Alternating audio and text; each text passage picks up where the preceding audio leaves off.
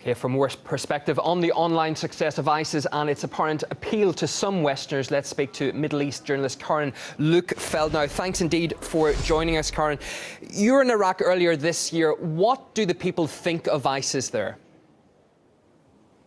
Well, the people I met, they definitely despised them, be they Shiite or Sunni or Kurds or whoever.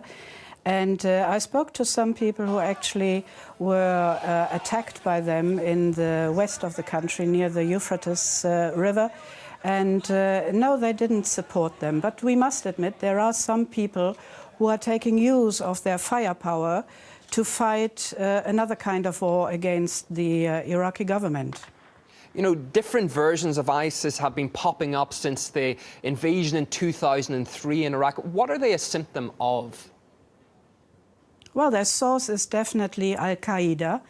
Al-Qaeda, who was first created in the 80s to find the Soviet Union at that time, their troops in Afghanistan, they moved to other places, and they came after the occupation of Iraq by the US troops and others. They appeared in Iraq. Well, they are taking use of a certain political discontent among the population, especially the Western Iraqi tribes who feel neglected and sidelined and repressed by the government in Baghdad. So they are taking use of a political internal conflict, and but they are fighting for a different agenda. Now, the UK government, they also said there are 400 Britons or so in the ranks of ISIS.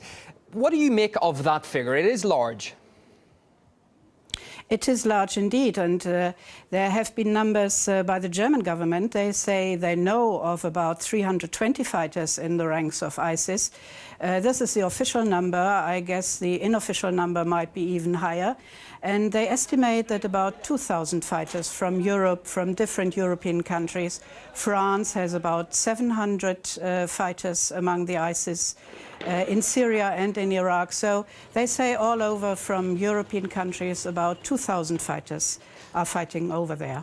Why has Europe been so slow to act on the success, the recruitment success as well of ISIS? Are they not worried by the threat? To be honest, I think their actual astonishment is quite hypocritical. They have been supported these groups to fight governments like in Afghanistan or in Iraq or in Syria on their behalf. And we have seen that the group of the Friends of Syria, of which Germany is a member, they supported militarily, financially and politically armed groups fighting Bashar al-Assad. Now these groups are shifting over to Iraq, and they are armed actually by Gulf states. And for example, the German government, the German arms sales have more than doubled to these Gulf states over the last 2 and 3 years. So they have known what they are creating, and now they are afraid of the spirits they created, that they come back to their homelands. I think it's quite hypocritical. Karen Luke-Feld, Middle East journalist, we thank you for your input today, especially from somebody who's been on the ground in Iraq. Thank you.